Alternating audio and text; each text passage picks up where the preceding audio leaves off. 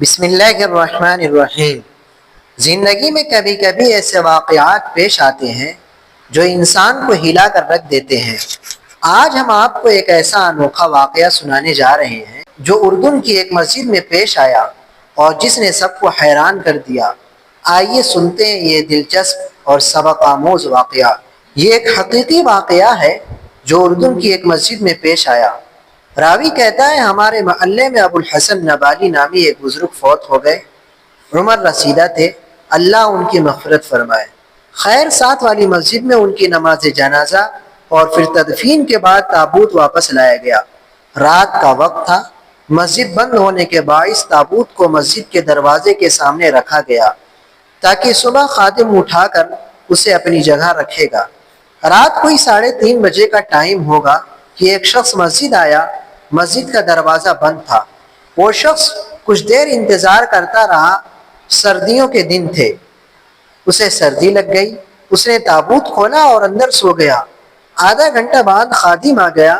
خادم نے ایک نمازی کی مدد سے تابوت کو محراب کے ساتھ بنی مخصوص جگہ پر رکھ دیا۔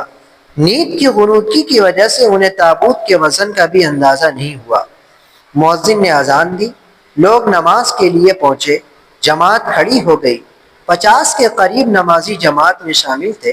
میں پہلی صف میں کھڑا تھا اور دوسری رکعت تھی کہ سامنے تابوت پر میری نظر پڑی۔ عجب خوفناک منظر دیکھا کہ تابوت ہل رہا ہے۔ میرے جسم میں سنسنی خیز ایک لہر دوڑ اٹھی۔ میں نے آنکھیں بند کر لی۔ تابوت بدستور ہل رہا تھا، شاید میت کا ہیولا کھڑا ہو۔ اتنے میں وہ شخص اٹھا، اس نے تابوت سے سر باہر نکال کر پوچھا، تم لوگوں نے نماز پڑھ لی؟ اللہ معاف کرے، لوگوں کی دوڑیں لگ چکی تھی۔ میں تو الٹے پیر 1000 کی سپیڈ سے گھر کی طرف دوڑا۔ گھر پہنچ کر معلوم ہوا کہ میں ننگے پیر ہی گھر پہنچا ہوں۔ امام صاحب تو پہلے ہی بے ہوش ہو کر زمین پر گر پڑے تھے۔ کچھ لوگ دوڑتے ہوئے دیواروں سے ٹکرانے کی وجہ سے گرے ہوئے تھے۔ کچھ میری طرح ننگے پیر باہر بھاگ رہے تھے۔ کچھ وضو خانوں کے پاس پھسل کر گر چکے تھے۔ سب اندھا دھند بھاگ رہے تھے۔ جو شخص تابوت میں تھا وہ پیچھے سے دوڑ رہا تھا۔ اس کی بھی سمجھ میں نہیں آ رہا تھا کہ ہوا کیا۔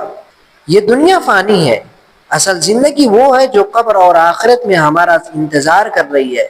لہٰذا ہمیں ہر وقت نیک عمل کے ساتھ تیار رہنا چاہیے۔ یاد رکھے، موت کا وقت اور جگہ کسی کو معلوم نہیں، اس لیے نیکی کو کبھی مؤخر نہ کرے۔